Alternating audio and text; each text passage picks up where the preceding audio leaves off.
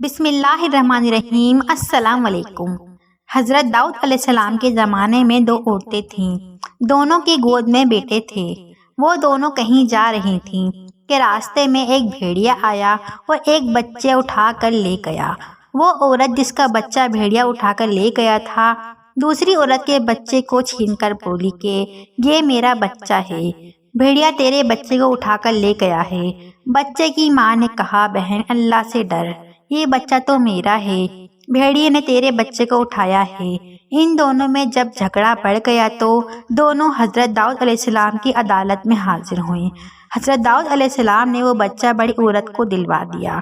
حضرت سلیمان علیہ السلام کو اس بات کی خبر ہوئی تو آپ نے فرمایا، ابا جان، ایک فیصلہ میرا بھی ہے اور ہو یہ کہ چھری منگوائی جائے، اس بچے کے دو ٹکڑے کرتا ہوں اور آدھا بڑی کو اور آدھا چھوٹی کو دے دیتا ہوں۔